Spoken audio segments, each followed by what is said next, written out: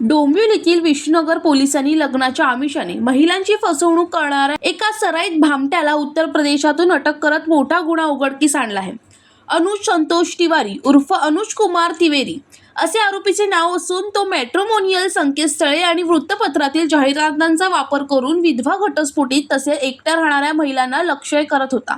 73 वर्षीय महिलेशी विश्वासाचे नाते निर्माण करून तिचे दागिने चोरले, तिच्या नावावर सिम कार्ड घेतले आणि पुण्यात आलिशान घर घेण्याचे आमिष दाखवत तिचे राहते घर विकायला लावले। या फसवणुकीत तब्बल 57 लाख रुपये हडप करण्यात आल्याचा आरोप आहे। ओळख लपवण्यासाठी तो इतरांच्या नावावरील सिम कार्डचा वापर करत होता। तपासात अनेक महिलांची अशाच पद्धतीने फसवणूक झाल्याचे समोर आले असून एका प्रकरणात लैंगिक शोषणाचाही आरोप आहे। जवळपास वर्षभर आरोपीच्या मागावर असलेल्या विष्णुनगर पोलिसांनी अखेर उत्तर प्रदेशातून त्याला अटक केली। न्यायालयाने त्याला आरोपी कोठडी सुनावली असून महाराष्ट्रासह इतर राज्यातील गुन्ह्यांचाही तपास सुरू आहे।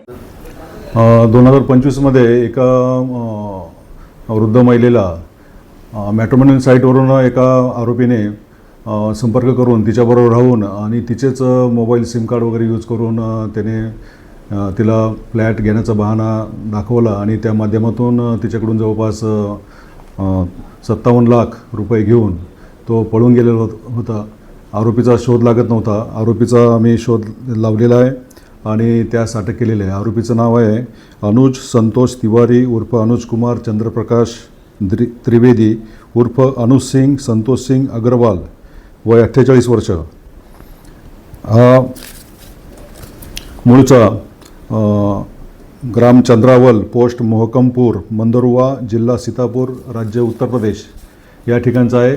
या आरोपीने इतर अशाच पद्धतीने इतर महिलांनासुद्धा फसवलेले आहे आणि त्यांची आर्थिक फसवणूक केलेली आहे। या बाबतीतले त्याच्यावर दिल्ली आणि अमरावती या ठिकाणी मीरा भाईंदर या ठिकाणीसुद्धा गुन्हे नोंद करण्यात आलेले आहे। आरोपीची कालच ज्युडिशियल कस्टडीमध्ये रवानगी झालेली आहे। आरोपी मॅट्रिमोनियल साईटवरून महिलांशी संपर्क करायचा, त्या एकट्या असल्याचं किंवा निराधार असल्याचं त्याच्या लक्षात आल्यानंतर तो त्यांच्या संपर्कात यायचा आणि त्यानंतर त्यांच्याच नावाचं सिम कार्ड वापरून किंवा त्यांचे बँक अकाउंट वापरून त्याद्वारे तो आर्थिक फसवणूक करत होता।